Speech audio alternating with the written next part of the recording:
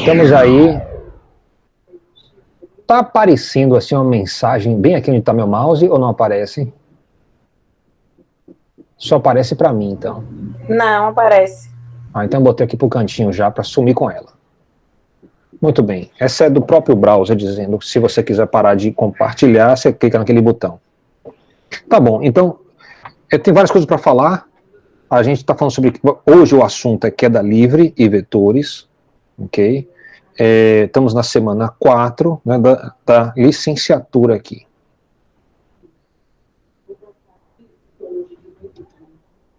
Ok?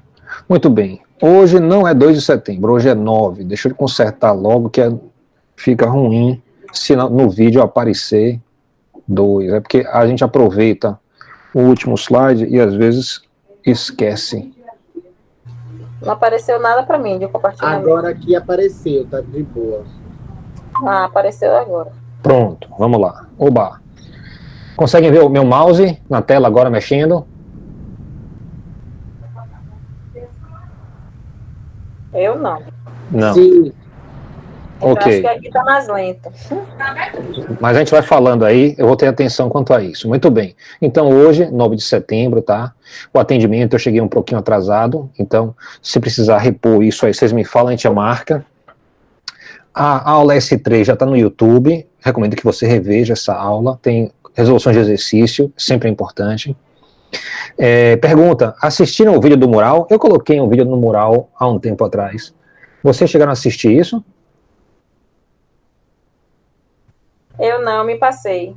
Tá. Eu já vi só os vídeos do YouTube, o vídeo do mural eu esqueci. E você, tipo assim, no mural você clica, ele vai para o YouTube. Aí é sobre um carro experimental que tem como se fosse um ventilador acoplado a ele gigante, um moinho de vento, né? Então fica aí a dica para vocês assistirem. Queria chamar a atenção, perguntar o que vocês acharam, né? E dizer assim, olha, por que vocês estão assistindo isso? Porque a gente fala muito sobre o que é ciência, o que é física, e na verdade esse vídeo é excelente para você entender o que é a física, o que é a ciência. Esse vídeo é um primeiro episódio de vários episódios, tem uma sequência de mais ou menos uns 5 ou 6 vídeos. Se você tiver interesse, você pode olhar no YouTube, ver os próximos vídeos e ir assistindo. Tá? Lembre que eu ensinei como ligar a tradução, né, para você poder acompanhar o que é dito. Tive um problema com a postagem do semanal número 1, tá? Então, eu pensei que eu tinha postado para vocês, mas não foi para vocês, acabou indo lá para a engenharia, o pessoal da engenharia fez esse negócio, trouxe um bocado de dúvida, e eu falei, não é para vocês. Aí, eu repostei isso, já deve estar disponível, a Ana já fez, né, a atividade. Eu vou estar postando uma atividade por semana, então isso quer dizer que essa é da última semana, eu vou dar mais 4 dias para você fazer, até a próxima, acho que é terça-feira, mas eu já vou lá logo amanhã, até o sábado de manhã, vou estar publicando, tá, o semanal número 2. O semanal número 2 já vai começar com o trabalho das equações, tá, né, de um movimento horizontal em uma dimensão. Então, a primeira atividade foi o quê? Foi trabalho com gráficos, com velocidade versus tempo e declividade e área desses gráficos. Tá? Então, agora a gente vai entrar na parte das equações mesmo. Bem, qual é o nosso itinerário para hoje? Primeiro, resolução de exercícios. Eu deixei alguns para vocês fazerem e eu fiz alguns também. O que eu fiz? Resolvi tudo de novo, coloquei aqui na apresentação e a gente vai repassar tudo. Então, se tiver dúvida, é hora de tirar e compara com o que vocês fizeram. Estou relembrando as equações do movimento horizontal logo em seguida, tá? Que a gente viu lá na última aula. Começar a falar sobre... Oi. Está parado ainda no segundo slide, correto? Eu estou agora no itinerário. Não, está parado aqui, no quadro de avisos ainda. Virgem Maria. Então, vamos lá. Aí já mudou? Não, aqui está no quadro de avisos e lembretes. Hoje tá difícil. E não é minha internet. Agora foi. Agora mudou também. Agora mudou, tá bom? Então bora ver se a gente consegue. Então eu já sei o que é que vai ter que fazer aqui. Eita, meu Deus. Agora me diga aí se foi ou não foi compartilhado o itinerário. Está na tela do itinerário. Ótimo! Ei. Muito bem. Então, eu estava falando que a gente fez, eu vou fazer a resolução de exercício logo agora no início, vou relembrar as equações de movimento horizontal, vamos entrar na parte de vetores, né, vamos fazer a relação logo de vetores com o gráfico de velocidade versus tempo, ok? Também começar a falar sobre as regras básicas dos vetores, aí eu vou fazer com aquele quadro, como se fosse o quadro branco, né? Então a gente vai entrar ali no Google para fazer isso. Depois disso a gente vai começar falar de queda livre e o movimento vertical. Então a gente vai fazer movimento horizontal, depois a gente vai entrar em seguida em vetores e depois queda livre, que é vertical. Ok? Alguma dúvida? Não. Ok, vamos adiante. Então, na última aula, a gente teve o seguinte exemplo. Aceleração constante. Usar o Sistema Internacional de Não mudou Medidas. aqui para mim. Meu Deus, que luta. Não mudou o slide, ainda está em itinerário. Entendi. Então, o que eu posso fazer? Aqui também. Ok. Então, na última aula, a gente teve uma aceleração, um exemplo. O seguinte, um determinado carro pode sair do repouso e atingir 90 km por hora em 10 segundos. Qual é a sua aceleração? Isso é o item número 1. Número 2. Em 2,5 segundos, um carro aumenta sua rapidez de 60 km por hora para 65, né? Enquanto uma bicicleta vai de repouso para 5 km por hora. Qual deles possui maior aceleração? Qual é a aceleração de cada um deles? Então vamos lá. Você tem primeiro que fazer a conversão de quilômetros por hora para metro por segundo. Tecnicamente, só precisaria fazer uma conversão. Eu estou tomando o caminho mais comprido, fazendo 3 conversões para a gente praticar a conversão, tá certo? Primeiro pego 90 km por hora e faço a conversão. Multiplico pelo primeiro fator, que é 1.000 metros sobre 1 quilômetro. Pelo segundo fator, que é 1 hora sobre 3.600 segundos, que dá 25 metros por segundo. Na última aula, eu dei isso de forma mais detalhada, ok? Note que isso aqui é equivalente a dividir por 3,6 metros. Na verdade, a unidade não tem unidade, é um fator de 3,6. Se você faz essa divisão, é mais rápido, mais eficiente. Mas o problema, muitos alunos começam a confundir depois de um tempo. Se eu multiplico por 3,6 ou divido por 3,6.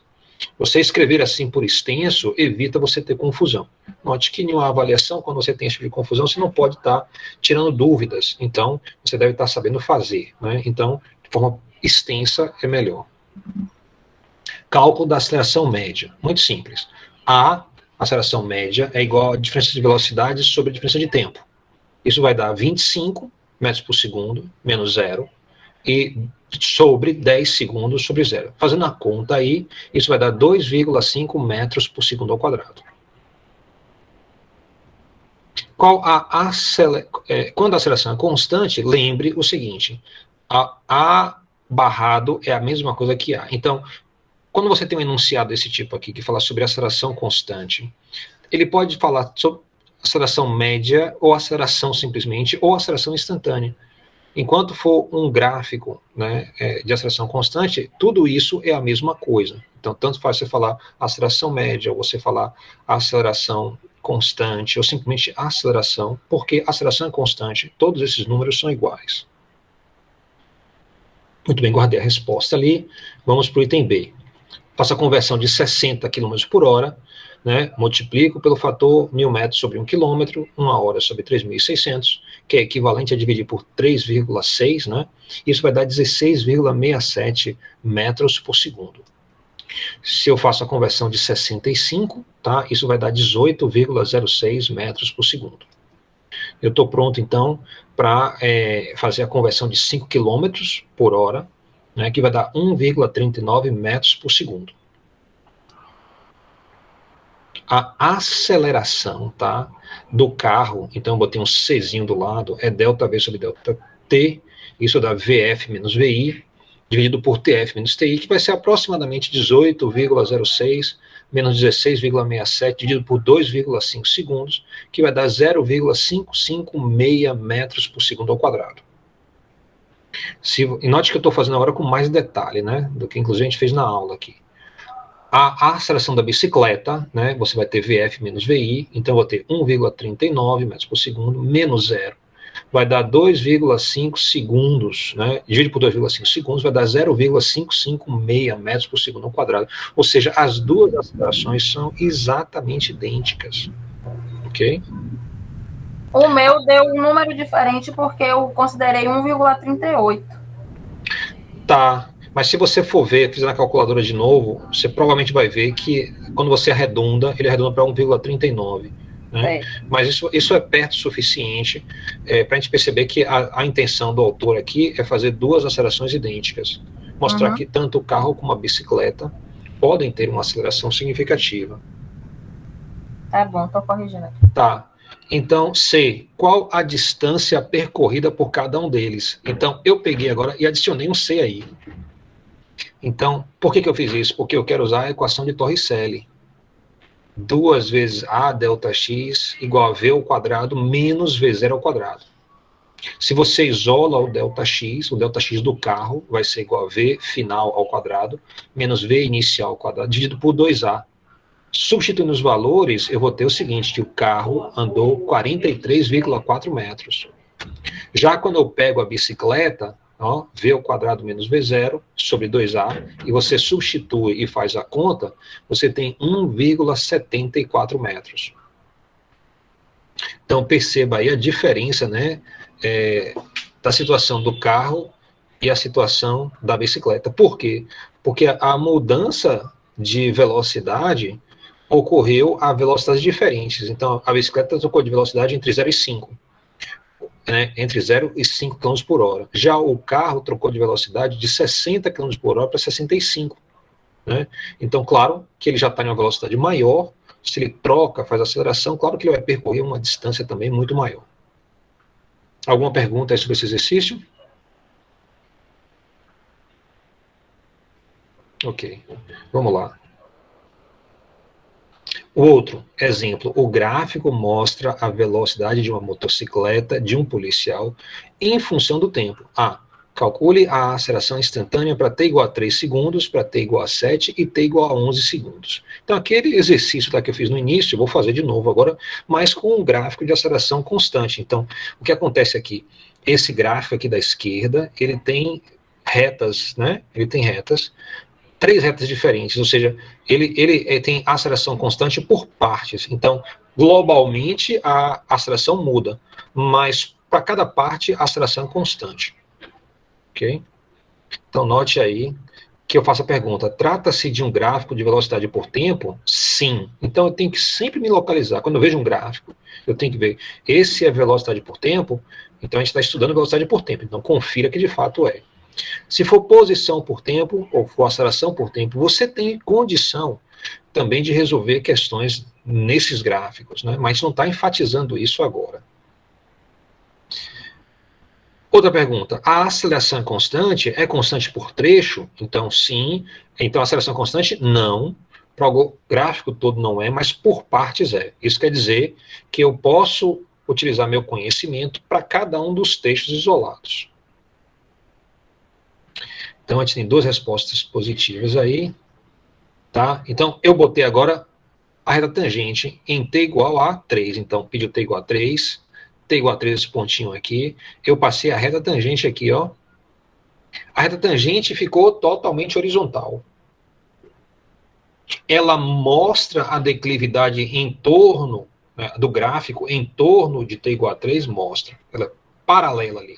Na verdade, é coincidente. Então, é uma boa reta tangente. Vai me dar a resposta aí para a aceleração no ponto t igual a 3. E eu não preciso fazer conta, porque na horizontal eu sei que a aceleração é quanto? Quem diz aí? Se a reta tangente está na horizontal, qual é a aceleração nesse ponto? Deu quanto? Constante, a aceleração. É constante igual a quanto? É igual a 3, é igual a 4, é igual a 9,8? É igual a quanto? Lembre que quando a gente fala isso aqui, ó, a aceleração está assim. A reta tangente tem essa inclinação. Então a gente diz a aceleração é constante. A A reta tangente tem uma inclinação desse tipo. Então a gente fala que a aceleração é negativa. E se ela está aqui, ó, nem para cima, nem para baixo, está bem aqui no meio, qual é o valor? Entre os positivos e os negativos, há um único número. Quem é?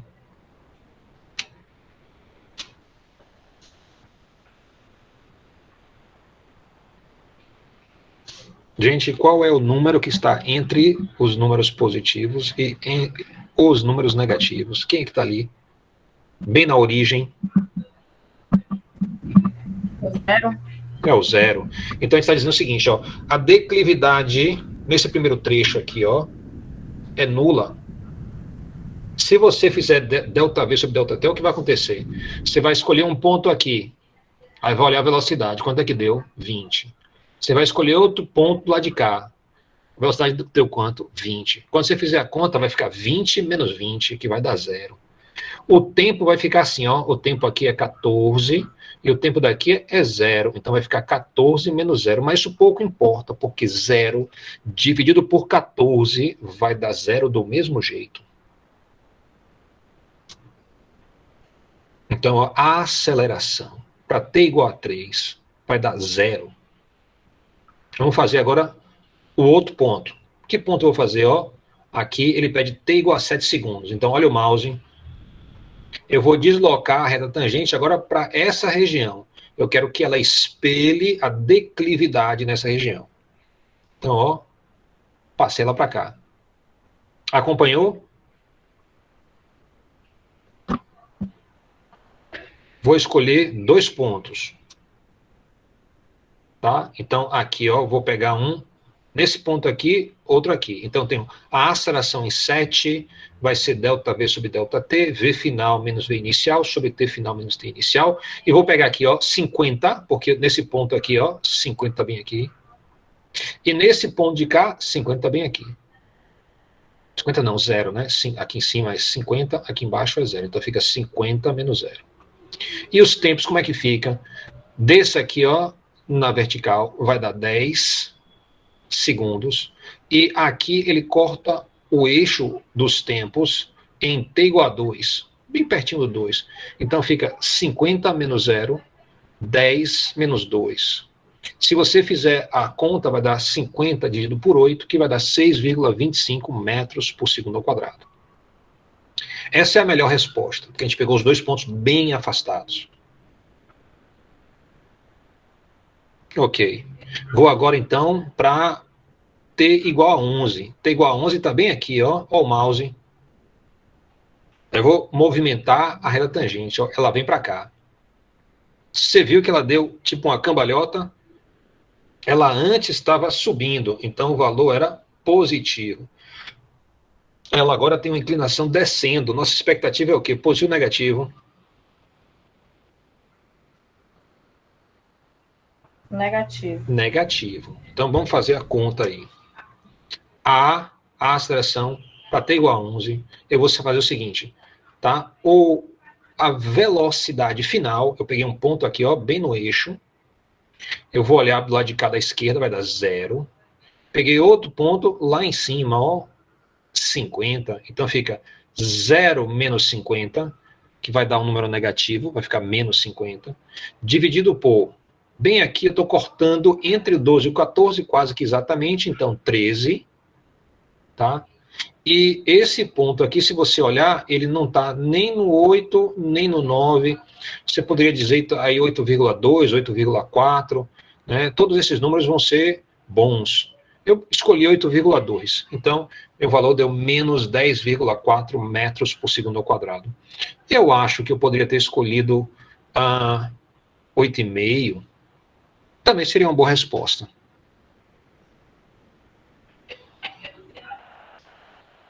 Muito bem.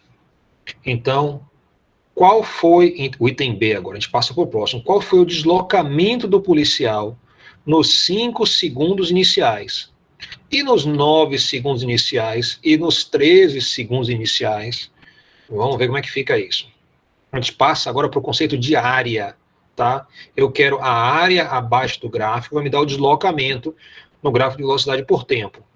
Essa área aqui. Ora, é um retângulo, então base vezes altura resolve.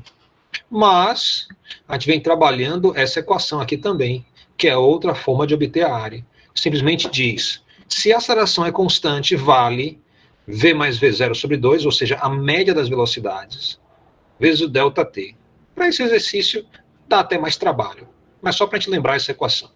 Velocidade final, nesse trecho aqui, ó, de 0 até 5, a velocidade final é 20. A velocidade inicial também é 20. Se eu somo 20 com 20 dividido por 2, vai dar 20, não é novidade. Né? ΔT, aqui no eixo, a gente sabe que é 5 segundos, então fica 5 menos 0. Então eu vou ter 20 vezes 5, que vai dar 100 metros. Esse é o deslocamento. Pronto, matamos o deslocamento. Vamos agora para o deslocamento de 0 até 9. Então, vou fazer o cálculo da variação da posição de 5 até 9, essa área mais escura, e vou somar com a área mais clara. Nessa área mais escura, eu pego V mais V0 sobre 2, vezes o ΔT. V é 45, V0 é 20. Se eu somo e divido por 2 e multiplico por a base, que é 9 menos 5, 9 menos 5 vai dar 4, meu resultado, então, vai ser 130 metros. Ou seja, o deslocamento nos 9 segundos iniciais vai ser a soma de 100 mais 130, que vai dar 230. Então, vamos lá, ó. A variação da posição de 0 até 9 vai ser a variação da posição de 0 até 5, mais a variação da posição de 5 até 9, ou seja, 100 mais 130, que vai dar 230. A gente está só confirmando aí o que a gente está falando. Eu posso, então, partir para a última parte, que é de 0 até 13 segundos. 13 segundos está aqui, ó. Então eu preciso adicionar a área do triângulo mais escuro aqui às duas áreas anteriores que eu calculei. Se eu faço a ideia de V final mais V inicial sobre 2 vezes ΔT, V final é 0, porque ele sai daqui de cima, vai para baixo, chega no eixo, então a velocidade é 0, mais 45, que é a velocidade inicial para esse trecho, dividido por 2, tá? Vezes 13 segundos menos 9, que vai dar 4. Se você multiplica tudo isso, né, vai dar, então, 90 metros. Eu tenho que somar 90 metros com 230, e aí eu vou ter o resultado final. Tá? Então, o ΔX de 0 até 3, ignore essa parte aqui, tá? Vai ser 230 metros mais 90 metros é igual a 320 metros. Muito bem. Outro exemplo. No momento em que um sinal luminoso fica verde, uma moto que estava parada começa a mover-se com aceleração de 3,3 metros por segundo ao quadrado. No mesmo instante, um caminhão que se desloca com velocidade constante de 20 metros por segundo ultrapassa a moto. Qual a distância percorrida a partir do sinal para que a moto ultrapasse o caminhão? C. Faça um gráfico de x por t. Considere x igual a 0 como o ponto de interseção inicial, ou seja, de onde eles partem, eu estou dizendo que ali x é 0. Isso aí vai valer para fazer meu gráfico, né? Muito bem. Então está aí o caminhãozinho e a moto. O caminhão tem velocidade inicial e a moto tem uma aceleração, que ela vai manter constante. Tá? Então os dois mantêm essas grandezas constantes. Eles não têm outras coisas. Né? A posição inicial é 0. Então, a gente escreve a equação para determinar a variação da posição. Então, eu tenho aqui, ó, a equação da variação da posição para o caminhão. Então, eu botei um Czinho em X, um Czinho em V e um Czinho em A, para refletir a situação do caminhão. Já na segunda equação, eu botei o M de moto. Aí eu vou poder distinguir entre os dois. A gente vê o seguinte, o caminhão tem velocidade, mas a aceleração dele é 0. Então, esse termo aqui vai sumir. A moto tem aceleração, mas a velocidade inicial é 0. Então, esse termo vai sumir. Então, ó, eu posso cortar esses dois termos. Bem, se a gente quer quando é que eles vão estar emparelhados, então os dois vão ter que deslocar o mesmo tanto para voltar a emparelhar. Então, eu vou igualar ΔXC com ΔXM. Se a gente faz isso aqui, então eu tenho ΔXC é igual a ΔXN. Substituindo aí da primeira equação, ΔXC vai ser velocidade do caminhão vezes o tempo. A deslocamento da moto vai ser igual a 1/2 da aceleração mt ao quadrado, coloquei aqui.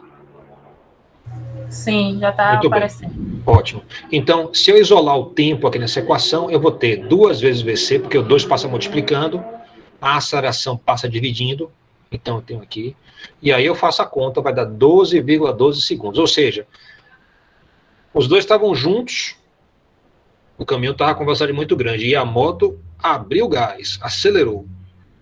12 segundos depois, os dois estão lado a lado de novo.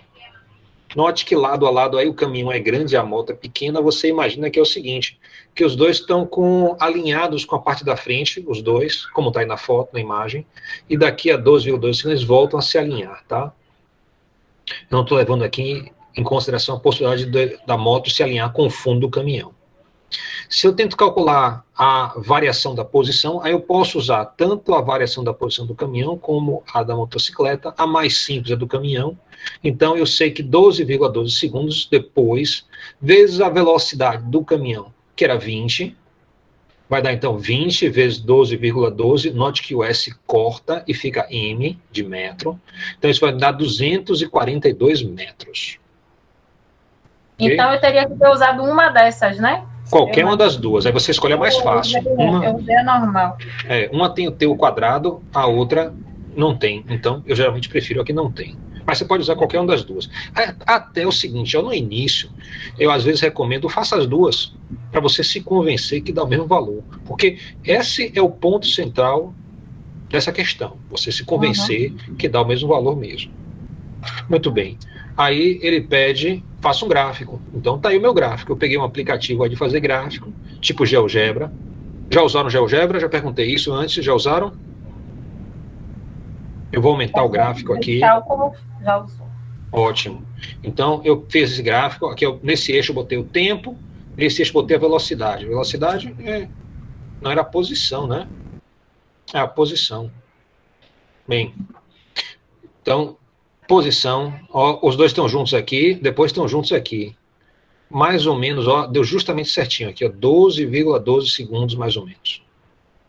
E a distância percorrida já vai em 240 e tantos metros. Ok? Movimento, a gente terminou aí a sequência de exercícios que a gente ia fazer agora. Eu fiz todos os exercícios de ontem de forma mais completa, ok? E a gente está pronto, então, para ir adiante. A gente está um pouquinho atrasado porque as apresentações estão tendo essa dificuldade de sair e voltar. Movimento horizontal, tá? Então, a gente viu na última aula, no finalzinho, que você tem aí 4 equações principais quando a aceleração é constante. Então, a gente está caminhando para sair de horizontal e passar para vertical, ou então qualquer ângulo, que vai ser a parte de lançamento. Então, como é que isso acontece? Bem, lembre qual é o significado dessas equações. Elas simplesmente permitem você estar fazendo resolução de forma mais eficiente, né? Em vez de você voltar para primeiros princípios, você pega uma dessas equações que já lhe adianta. Então, a partir dessa tabela, a partir das informações que são dadas, você consegue, então, se organizar para obter o que é solicitado, tá? Então, para sair do horizontal e ir para a vertical, é só substituir todo lugar que tiver um X aí e botar um Y. Pronto, você saiu do horizontal para o vertical. Geralmente se faz o seguinte, começa a colocar um Xzinho no V aqui, um Xzinho no A, para lembrar que X é horizontal. Então, todos os parâmetros recebem um Xzinho subscrito. Então, você vai ter VOX. E quando for vertical, eles recebem um subscrito Y. Isso já está preparando a gente para os componentes, tá? Os componentes vão envolver senos e cossenos. Vocês viram trigonometria fizeram uma revisão de trigonometria lá na matemática? Senos, cossenos, tangentes. Sim, professor. Sim. E vocês viram também um pouquinho de vetores, correto?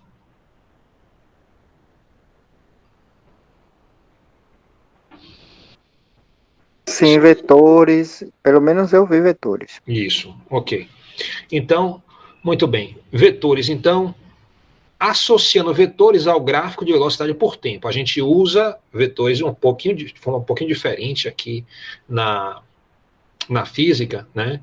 Porque a gente tem diferentes grandezas. A gente tem posição, velocidade e aceleração. Bora ver como é que os vetores estão relacionados justamente ao gráfico de velocidade por tempo. Então, tá aqui. Eu tenho aí um caramujozinho, tá, que saiu de um ponto onde tem uma placa, a gente vai chamar essa placa do referencial. Eu refiro todo o meu movimento a esse ponto, então eu faço as medidas a partir daqui, quando for posição, por exemplo. E aí eu tirei várias fotos do caramujo conforme ele foi andando. E montei as fotos uma em cima da outra. Então tá aí, ó, a posição do caramujo conforme ele fosse andando. E eu fiz um gráfico da velocidade dele por tempo. Tá aqui a velocidade, ele começou devagarzinho, ele deu uma acelerada, depois ele diminuiu de novo. Né? Então, ó, ele não tem aceleração aqui a aceleração é maior, aqui a aceleração é menor. Então, a velocidade sempre aumenta, mas a aceleração no início é baixa, no meio é alta e no final é baixa de novo, mas ainda é positiva. O que isso quer dizer? Quer dizer que ele sempre está indo para frente. Mas vamos olhar aqui. Primeiro, vamos ver o que é o vetor velocidade. Então, para cada uma das posições aí do caramujo, eu vou colocar o vetor velocidade.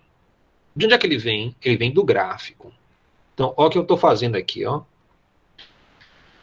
Para cada instante aqui onde aparece o caramujo, eu marquei aqui, ó, a altura do eixo do tempo até onde se encontra o gráfico para o movimento, a linha do gráfico, a nossa curva, né? A nossa função. Então, cada um desses vetores tem um tamanho adequado, diferente aqui no meu caso, na minha situação. Então, olha o que eu vou fazer com esse vetor velocidade.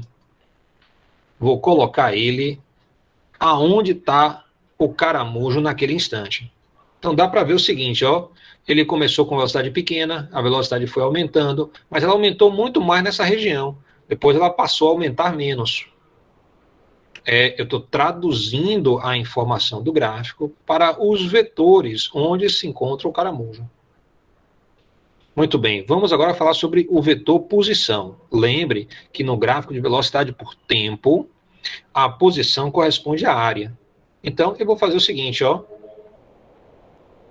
Posição inicial em t igual a 0, o mesmo gráfico. E eu vou marcar aqui essa área, ó. Vou calcular essa área entre o instante inicial e a primeira vez que eu tiro a foto. Então, ó, dessa posição aqui até essa posição. Qual foi o deslocamento? Foi essa área. Eu vou pegar essa área e vou transformar em um vetor. Então, quanto deu se a área foi 30 centímetros? Então, o vetor agora é 30 centímetros. Esse é o vetor posição. Note aí que antes a gente estava falando de vetor velocidade. Vetor velocidade tinha tamanho dado em velocidade, em metros por segundo. O vetor posição tem tamanho dado em metro. Eu posso, então, colocar o deslocamento aqui, ó. Ele saiu dessa posição e veio para essa posição. Eu posso agora ir calculando a área de forma sucessiva aqui para obter, então, o deslocamento. Então, se eu faço isso, calculo ó, a área, vai aumentando, o vetor deslocamento vai aumentando, mostrando a posição do caramujo. Então, o caramujo está aqui nessa posição, agora está nessa, e o vetor está aqui, ó. O vetor está aqui, e o vetor está aqui. Eu botei os vetores aqui embaixo para o desenho não ficar complicado. Porque, na verdade, o vetor vai até o centro de massa do objeto. Então, ele sairia do coração desse caramujo e iria até o coração do de cá. O próximo vetor saia do coração desse caramujo e ia até o coração do de cá. Para mostrar o deslocamento do centro de massa, que é o que interessa para a gente. Muito bem. Então, deslocamento é igual a área. A área eu transformo em vetor, né? Que vai dar unidade de metro. Então, vai ser deslocamento, porque estou falando do gráfico de velocidade por tempo. A gente já falou sobre isso. Se eu quero falar sobre a aceleração, ok? Então, eu vou estar olhando aqui, ó, o vetor aceleração. Como é que eu faço isso? Tem a ver com a tangente, né? Então, eu preciso desenhar uma tangente aqui, e aí eu fecho um triângulo, e eu vou usar sempre triângulos aqui para cada uma das posições, com a base igual. Se eu fizer isso, esse lado de cá vai ter justamente o tamanho do vetor aceleração, com um fator de escala, mas o tamanho relativo vai prevalecer. Eu vou poder, então, perceber como é que é a aceleração para cada uma das imagens do caramujo. Então, eu botei, ó, várias tangentes, uma em cada posição. Ó, a primeira, na origem, é quase horizontal. Isso quer dizer que, bem nessa posição, a aceleração é nula, né? Mas logo em seguida a aceleração vai aumentando. A próxima aceleração já tem uma declividade maior ainda. Depois aqui, ó, tangente bem nesse ponto aqui onde está o mouse. Essa de cá, tangente bem nesse ponto aqui onde está o mouse. Então eu vou poder pegar esses triângulos todos e puxar para o lado. Ok? Para quê? Para obtermos um vetor proporcional à aceleração, utilizamos triângulos de bases iguais. Aí eu posso, então, dizer o seguinte: a declividade está me dando a aceleração através justamente do lado, tá, do lado direito do triângulo. Puxando eles para cá, ficam aí, ó, a quantidade de triângulo é essa. Então, eu tenho uma aceleração quase nula aqui, aqui já é diferente de zero, aqui vai aumentando assim por diante. E eu vou colocar agora o vetor aceleração em cada um dos caramujos.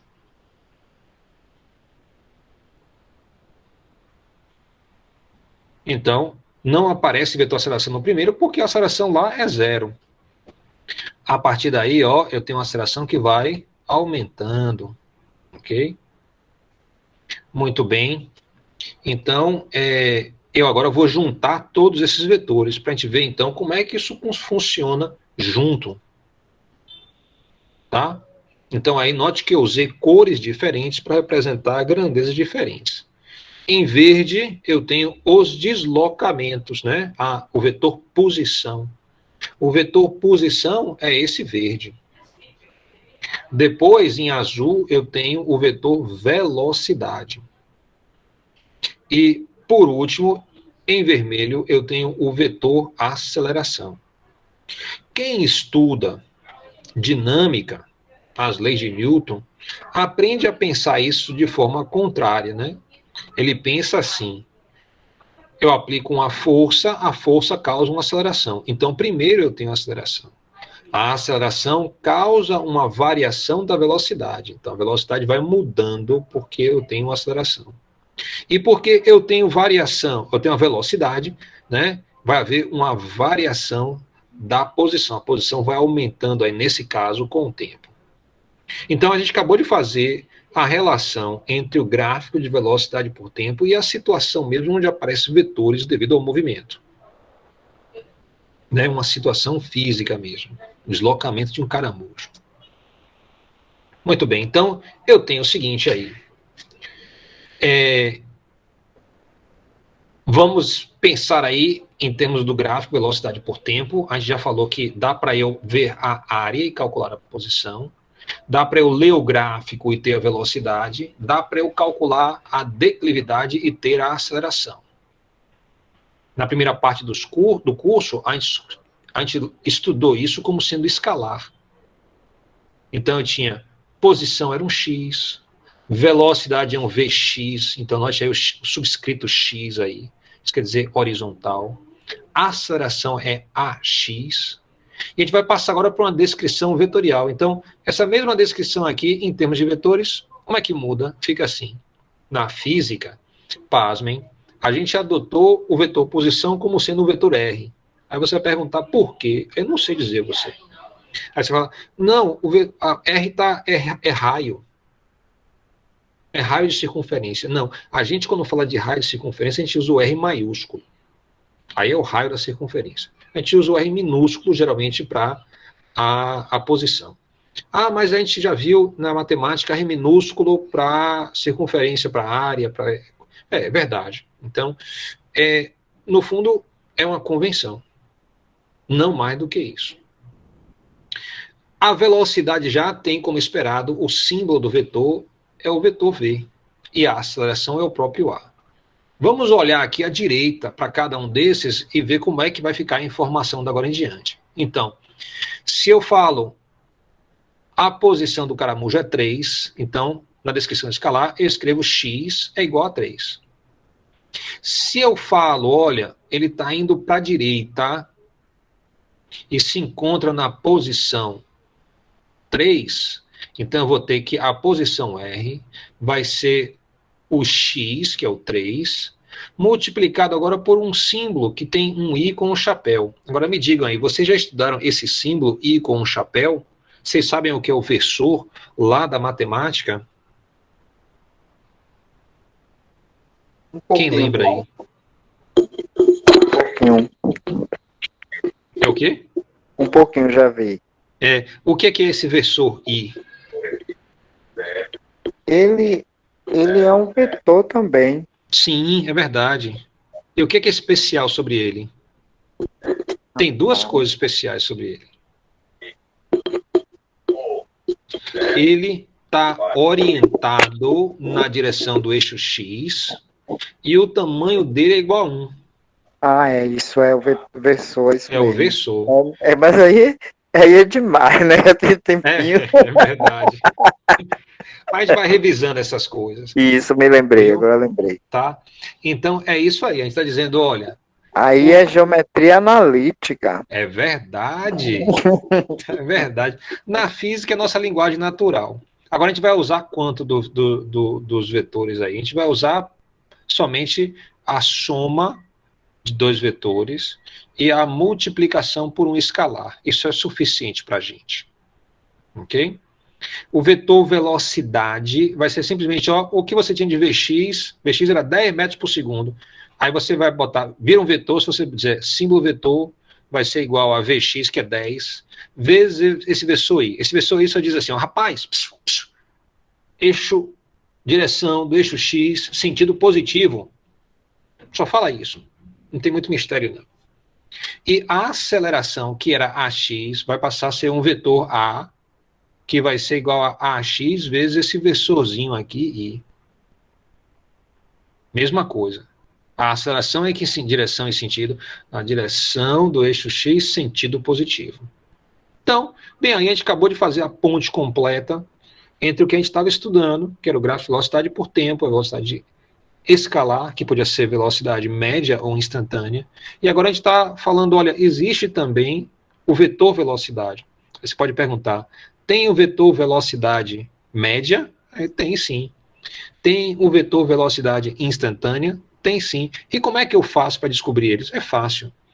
Se você botar no lugar de Vx a velocidade média, ele é um vetor velocidade média. Se você no lugar de Vx botar velocidade instantânea, ele é o vetor de velocidade instantânea. Quando você está em uma dimensão, não faz diferença se você usar escalar ou usar vetorial, porque a única diferença vai ser que tudo que você escrever, você vai botar um izinho com chapéu do lado. Isso é uma chatice, né? É que nem fosse unidades. Toda vez que a gente escreve posição, a gente bota metro, né? Toda vez que a gente bota velocidade, a gente bota metro por segundo. Isso. Toda vez que a gente bota aceleração, bota metro por segundo ao quadrado. Imagine agora você botar posição, bota metro, mas também bota o i com chapéu. Velocidade, bota metro por segundo, mas também bota o i com chapéu. Aceleração, bota metro por segundo ao quadrado, mas bota o i pro chapéu. Na verdade, você pode ignorar o i e fazer tudo que a gente fez. Então, não é que a gente estudou 100 vetores, a gente estudou um caso particular de vetores, onde ia aparecer em tudo quanto é lugar, a gente pegou simplesmente, você aparece em todo lugar, não faz diferença, tira que é a mesma coisa. Né? Então, a gente fez isso. Então, quando a gente for passar para lançamento, a gente vai precisar tanto da componente X como da componente Y. Aí a gente vai ter que dar uma olhada aí em vetores com mais profundidade. Regras básicas de vetores. Então, vamos ver se eu consigo passar aqui de tela, senão eu vou até deixar para outra hora. Esse é o símbolo do vetor. E para escrever os componentes dele, x e y, eu vou botar olha, ele vai ter dois componentes. Um componente horizontal, então eu escrevo AX, vezes o I com o chapeuzinho, mais o componente vertical, que é um A com Y, vezes o versor vertical é o J. Vamos logo dar um exemplo e desenhar isso para ver o que a gente está dizendo. Pode ser que você encontre um vetor A dentro da física que seja dado com... Aí você vai falar, mas professor, A não é R, nem V, nem A... Quer dizer, é o vetor aceleração que eu estou falando? Não, estou falando aqui um vetor qualquer, tá? Então, na matemática o pessoal usa muito A, B e C quando vai falar de vetores. Então eu estou usando essa ideia aqui, não é vetor aceleração não. Mas tudo que a gente falar aqui vale para o vetor posição, ou vale para o vetor velocidade, ou vale para o vetor aceleração. Você nunca pode misturar esses vetores. Então não dá para somar vetor velocidade com vetor aceleração, assim por diante, tá? Então, bora pegar um exemplo. Considere o vetor 3 vezes I mais 4 vezes J. O que é isso? É o seguinte, se eu tirasse uma foto, tá? Vamos colocar aqui uma comunidade que é metro, tá? Se eu tirasse uma foto do chão e olhasse para baixo, eu podia dizer qual é a posição de um brinquedo, tá? Em relação à parede, por exemplo, o canto da parede. Então, o canto da parede, eu vou colocar como sendo esse aqui. Esse é meu canto da parede. Eu vou dizer, olha, minha sala tem uma dimensão X e tem outra dimensão Y. Esse gráfico aqui é totalmente diferente dos gráficos que a gente tem visto. A gente tem falado sobre o gráfico de cinemática, onde aparece principalmente o nosso querido gráfico de velocidade por tempo, mas você também tem o gráfico de posição por tempo e o gráfico de aceleração por tempo. Eu abandonei esses gráficos aqui, estou olhando para o chão e estou dizendo, olha, essa dimensão é X em metros, essa dimensão aqui é Y, também dados em metros. Então, como isso aqui é um eixo, eu vou aqui dividir esse eixo, colocar aqui 5, aqui é 0, e vou dividir o eixo. Não vou colocar todos os números porque não cabe, e vou fazer a mesma coisa para o lado de cá.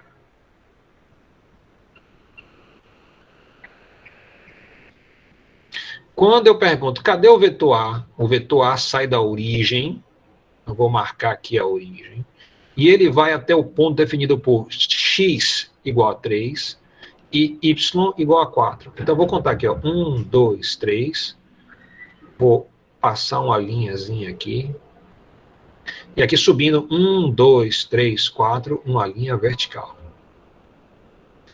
Então, esse ponto aqui, que é o segundo ponto que eu localizei, vai definir a ponta do vetor. Então, o vetor A, 3i mais 4j, quer dizer o seguinte, o i é a instrução de ande 1 para a direita. Esse é o versor i. O versor j é ande 1 para cima. Então, note aí que o tamanho, e eu vou usar esse símbolo aqui de módulo, do versor I, o tamanho do versor J, por definição a gente falou, que é sempre igual a 1.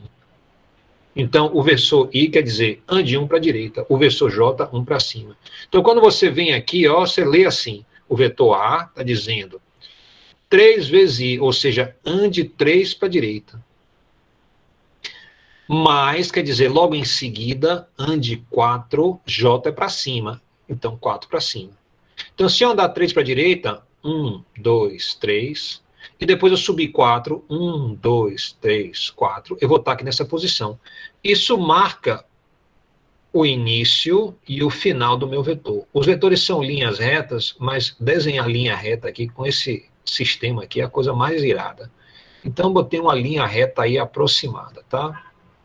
Geralmente, quando você desenha um vetor, é tradicional você botar o símbolo do vetor logo do lado, para o pessoal saber, esse vetor é o A.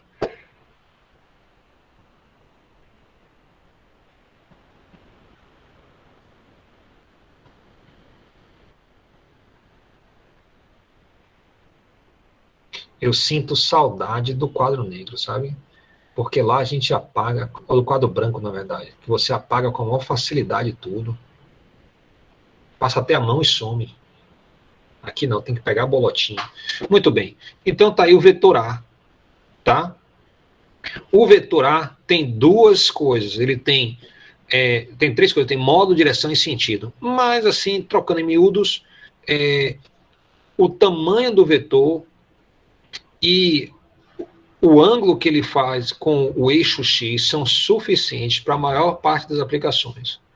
Então, quando eu falo do tamanho do vetor, eu uso essas barrazinhas, quer dizer, o módulo.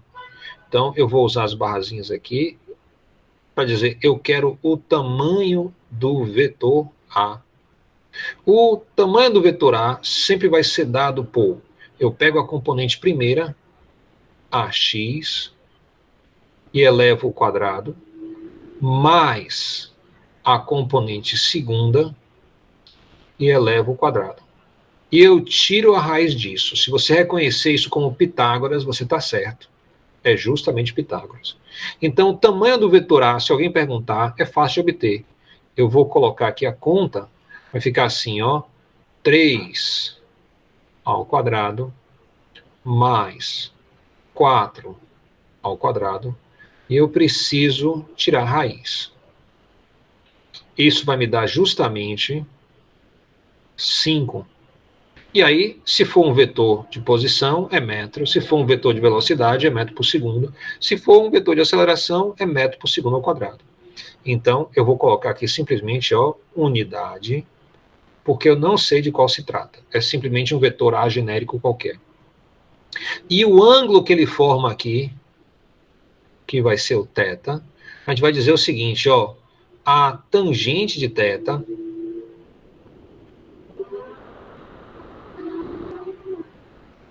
tangente é uma função trigonométrica, que quer dizer, o lado oposto, se você vai aqui, o lado oposto vai ter tamanho igual a 4, 4 é justamente meu AY, então eu vou escrever aqui A, deixa eu melhorar esse A aqui,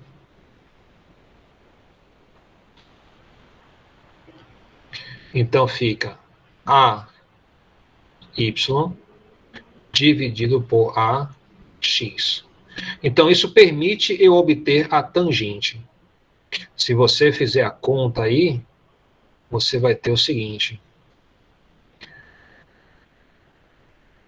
o ângulo θ, a tangente dele satisfaz, né, AY sobre AX. Substituindo os valores, lembre que o lado oposto era 4, o lado adjacente é 3. Se você fizer a conta aqui, isso vai dar 1,333, repetindo, né? Isso quer dizer o seguinte, se você aplica a função inversa da tangente, então o valor do ângulo vai ser justamente a função inversa da tangente aplicado a 1,33, que vai dar um ângulo de... Você pode usar na calculadora, mas acho que é 67. Deixa eu confirmar aqui. Quem quiser fazer na calculadora e souber fazer,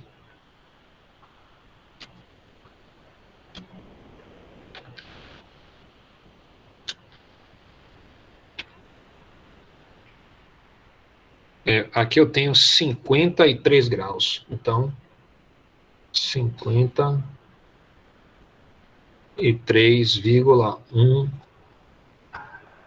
grau.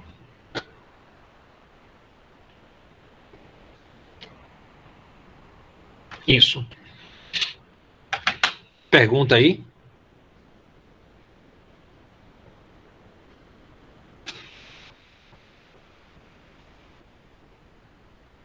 Alô?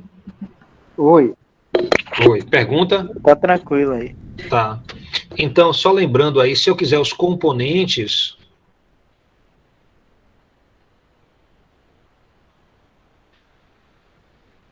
de um vetor, então, se eu quiser o componente horizontal,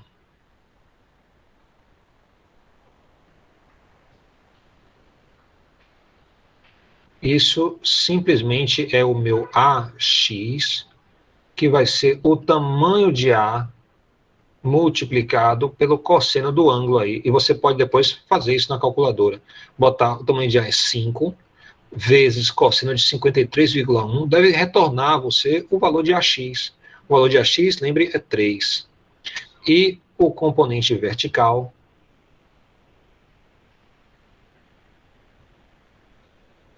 AY vai ser o tamanho de A que multiplica o seno de θ. Eu vou botar uma atividade de senos e cossenos para vocês fazerem. É interessante para você perceber senos e cossenos. Coloco depois lá nos materiais, tá? Muito bem. As regras básicas, então, quais são? Você pode fazer duas coisas com vetores. Uma é somar dois vetores. Então, se você tem o vetor A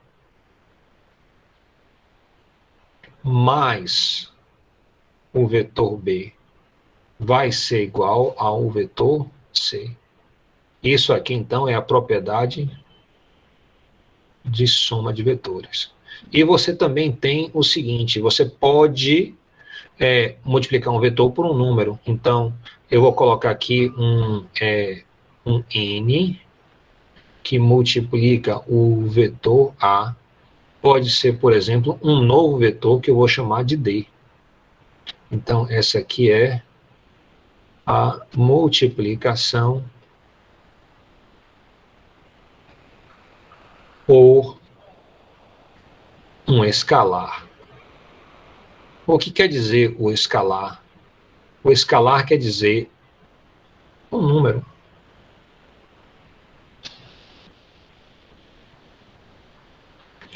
Quer dizer que N é um elemento dos reais. Ok? Então, nessas duas ideias aqui, vamos dar um exemplo. Digamos que A é aquele nosso vetor 3i mais 4j. E digamos que eu tenho um outro vetor, B, que vai ser igual a menos 2i menos 1j. Então, quando eu somo meus vetores, o que é que eu estou fazendo? Eu estou obtendo justamente um vetor que a gente está chamando de C, e eu vou pegar e fazer aqui a soma dos componentes. Eu tenho 3 menos 2, vai dar 1, que multiplica o vetor J, e 4 menos 1 vai dar 3, então mais 3J. Então, eu acabei de mostrar a vocês como é que funciona a questão da soma. A multiplicação para o número inteiro já está aparecendo aqui, ó. Eu tenho 3 vezes i. Então, 3 vezes i é o vetor i, que é tamanho 1, na direção x, multiplicado por 3, é ele 3 vezes. Ele somado com ele 3 vezes. Mas você pode colocar aqui um exemplo do tipo, olha, vamos pegar e dizer o seguinte, ó, esse meu vetor d vai ser igual ao n, vamos colocar o n como sendo 1/2, que multiplica o vetor a. Então, isso aqui é 1/2, que multiplica 3i mais 4j, que vai dar 3 vezes i, vai dar 1,5, vezes o vetor i, somado, eu vou continuar aqui embaixo, 1/2 de 4 vai dar 2j. Então, essa aqui é minha resposta. Essa aí, então, é um resumo aí de vetores rápido. Eu posso fazer soma e multiplicação por um escalar. Note que eu não preciso ver subtração, porque, na verdade, subtração é quando eu estou usando justamente valores negativos aqui, né? Então, quando eu multiplico por menos 1, é como se eu estivesse fazendo já a inversão, aí eu posso somar, isso é equivalente a somar. subtrair, desculpe. Se eu quero subtrair, eu pego um dos vetores, multiplico por menos 1 e somo com o outro. É a mesma coisa que fazer diferença. Então, só preciso dessas duas regras. Soma de vetores e multiplicação por um número escalar, que pode ser positivo ou negativo. Então, podemos utilizar as equações do movimento retilíneo uniforme com aceleração constante para estudar a queda livre. Galileu fez isso na cidade de Pisa, lá por 1590, 50 anos antes de Newton nascer. Então, Newton não era nem nascido, Galileu já estava fazendo experimento de queda livre. Queda livre se refere a qualquer movimento no campo gravitacional no qual o objeto que se move está livre, sem contato com o outro. Então, ele cai livremente, digamos assim. Mas esse cai é bem assim... como eu diria, tipo, parece uma ilusão, né, que alguma coisa cai. Porque a Estação Internacional Espacial está em queda livre em torno da Terra. Ou seja, ela cai continuamente, mas ela nunca se aproxima do chão. Então, note aí que a gente usa a ideia de cair de uma forma mais livre, né, para representar aí, está associado justamente a essa ideia de queda livre. Então, se a estação espacial não tem nada empurrando e ela está lá solta no campo gravitacional, ela está caindo, mesmo que ela mantenha a mesma altura em relação ao Sol. A gente vai falar mais sobre isso mais adiante. Muito bem. Exemplos de queda livre, tá? Então, alguma coisa que cai de uma torre, ou a bola do canhão, um objeto em torno da Terra, que roda em torno da Terra, né? Então a Lua está em queda livre em relação à Terra, né? E você pode pensar aí, o avião não. O avião não é queda livre. O avião, ele tem propulsão própria e ele está sendo sustentado pelo ar. Então ele não é um exemplo de um objeto que está em queda livre. Já a bola de canhão, ela vai ser justamente porque ela é a partir do momento que ela sai da boca do canhão, não antes. E claro, todos os planetas e astronautas que estão no espaço aí, eles estão em queda livre, desde que não tenha nenhum foguete com o foguete ligado. Se o foguete estiver ligado, ele tem propulsão própria, cai no exemplo do avião, não é mais queda livre. Então, queda livre, o objeto não tem propulsão própria, ele está sem contato com outros objetos, está em queda livre. Ok, a gente pode usar as equações, já falou sobre isso, para experimentos como o de Galileu, a aceleração local da gravidade é 9,8 metros por segundo ao quadrado. Ok? Então, todos os experimentos que a gente faz, em média, a gente fala, olha, G é igual a 9,8 metros por segundo ao quadrado. Isso não quer dizer que G, a aceleração da gravidade, tem o mesmo valor em todo o globo terrestre. Ela tem valores diferentes para cada posição, tá? Mas a gente usa o valor médio. O valor médio é aceito como sendo 9,8 metros por segundo ao quadrado. Ok, então a gente estudou o movimento horizontal. Aí eu falei lá atrás que eu ia botar um X em tudo. Muito bem. Então a gente tem 4 equações aí da cinemática quando a aceleração é constante. Eu tenho Vx é igual a x vezes o tempo, mais V0x, então botei X em tudo. Delta x é igual a Vx mais Vox sobre 2 vezes tempo. Delta x é igual a Vox vezes tempo, mais 1 meio de AXT ao quadrado. E 2 vezes AX, delta x é igual a Vx ao quadrado menos V0x ao quadrado. Equação de Torricelli. Elas se referem a movimento ao longo do eixo x, sendo que o positivo é dado para a direita. Se eu quero equações para descrever a queda livre, eu preciso de alguma coisa que esteja atrelado ao eixo y, sendo que o positivo é para cima. Sempre é assim, que o positivo é para cima, olha, depende muito da área que você trabalha. Para lançamento de foguete, de catapulta, de movimento balístico, né? Então x é positivo para cima. Mas quando você vai estudar o interior da Terra, geralmente os geofísicos adotam x positivo para baixo, que para eles é mais conveniente. Mas para a gente aqui, adota o y positivo para baixo. A gente vai adotar o y positivo para cima. Muito bem, então transformando essas equações, que são em x, em y, elas ficam assim, ó. Só tem uma equaçãozinha aqui, ó, que está com um errozinho. Nem ele está aguentando hoje. Muito bem. Então, estão aí as equações. Só botei um yzinho em cada coisa, tá? Só fiz isso. Então, na queda livre, a aceleração x é igual a zero. Ou seja, ele está caindo livremente, não tem nada empurrando na direção x. Muito bem. E a equação não consertou de novo, mas tudo bem. Eu vou levar para não ficar escuro, tá? Outra coisa queda livre. A aceleração é justamente g e ela aponta para baixo. Então, nomenclatura aqui, ó. Quando eu falar o símbolo G minúsculo com o vetor em cima, eu quero dizer uma seta apontando para baixo.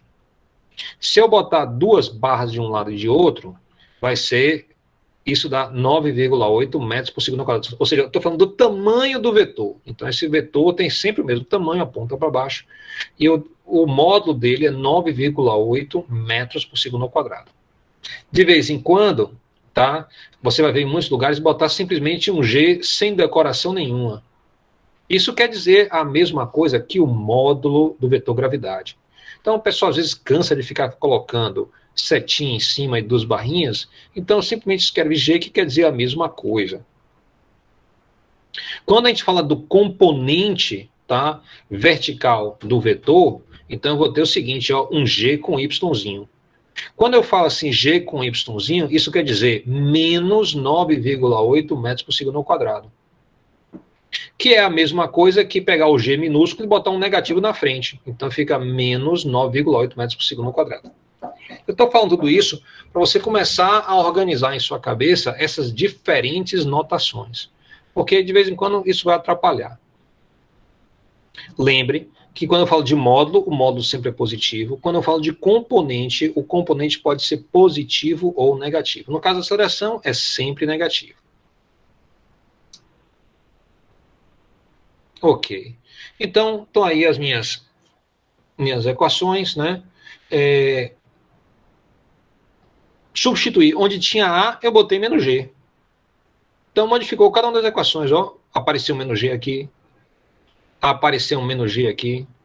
E outro menos G aqui. Eu adaptei aquelas equações para o movimento onde eu tenho a atração local da gravidade. Esse movimento é vertical. Note que essa adaptação foi rápida e simples, né? Agora falta só a gente fazer exercícios para ver as consequências disso.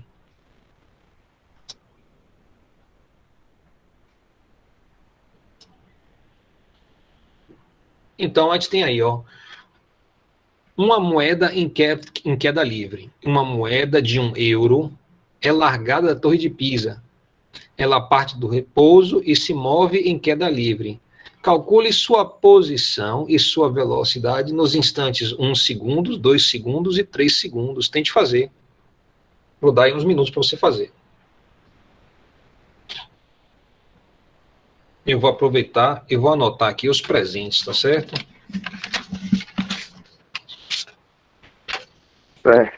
A gente tem o William, não é isso? Ana. Quem mais? De Leon estava aí também. Antônio Carlos. E Antônio Carlos. Antônio Carlos, a presença é inteira ou é meia? Depende do... Carlos Magno também estava, professor. Quem mais? Quem mais? Carlos Magno. Carlos Magno. Carlos Magno também, inteiro ou meia? Vamos procurar chegar cedo, se possível. Eu sei que tá o pessoal chegando do trabalho nesse horário, tem outros problemas também, mas tentar chegar a acompanhar a aula toda sempre é bom. Certo. Beleza? Beleza. Faltou mais alguém? Eu tenho aqui William, Ana, Caroline de Leon, Antônio Carlos e Carlos Magno. Confere? Então, a gente não tem muito tempo. Eu vou começar a fazer aqui, tá? Para vocês poderem acompanhar. Pedir o seguinte, você tem a Torre de Pisa, é sempre bom fazer um desenho. Então, você tem uma torre aqui. E tem uma pessoa aqui em cima que está jogando uma moeda de €1. Ele solta de velocidade inicial e a moeda cai. Tá certo? Então, pede o seguinte, eu quero saber a posição e a velocidade para t igual a 1, 2 e 3. Então, o que eu vou fazer? Eu tenho saiu da posição inicial, V0 é igual a 0. Eu deveria colocar aqui V0y, tá? Para lembrar que isso é um movimento vertical. Então, em termos da velocidade, a gente tem que, lembre que Vy é igual a V0y menos GT. No lugar de A, eu botei menos G. Então, se V0y é igual a 0, isso aqui é menos 9,8 que multiplica T. Aí fica fácil. Para T igual a 1, Vy vai ser igual a menos 9,8 metros por segundo. Eu multipliquei por 1 segundo. Para T igual a 2, isso aqui vai para 19,6. É só multiplicar por 2. Então, eu tenho Vy agora vai ser igual a menos 19,6 metros por segundo. E para T igual a 3, Vy vai ser igual a menos, tá? Então, vai ser quanto agora? Quem canta aí a pedra?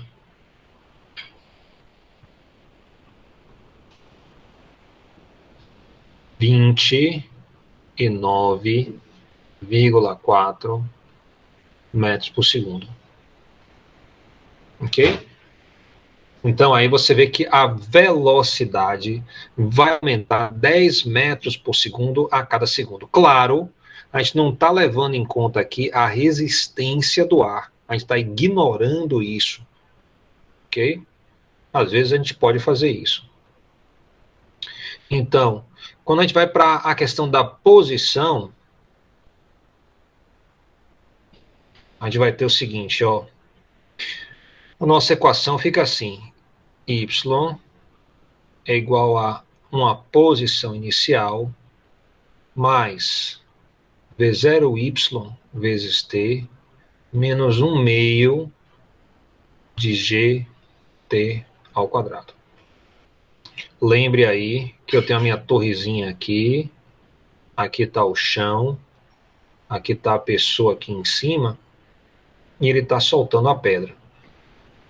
Não se falou sobre a altura da Torre de Pisa. Então, o que eu vou calcular é o deslocamento. O meu delta y.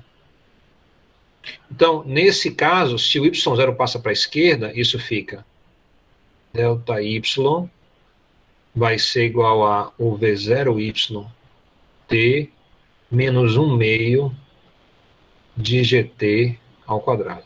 Como a velocidade inicial se falou que é igual a 0, esse termo aqui é 0. Fica somente de cá, então. Então, para T, se eu boto T é igual a 1 nessa equação, vai ficar 1 ao quadrado dá quanto? Dá 1. Dá 1. Exato. Então, 1 ao quadrado é 1, vezes 9,8, 9,8, dividido por 2, vai dar 4,9. Então, meu delta y é igual a menos 4,9 metros. Se você vai para t igual a 2, eu vou ter t ao quadrado é 4, dividido por 2 vai dar 2 de novo, 2 vezes 9,8, a gente já fez a conta, isso vai dar 18,6. Então, meu deslocamento é igual a menos 18,6 metros. 18 não, 19, né? A gente fez a conta no instante, é 19.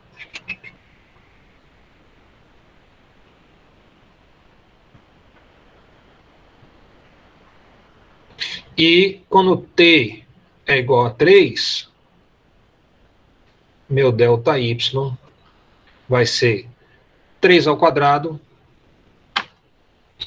9 dividido por 2, 4,5. Então, eu vou ter 4,5 multiplicado por 9,8, que vai dar, então, 44,1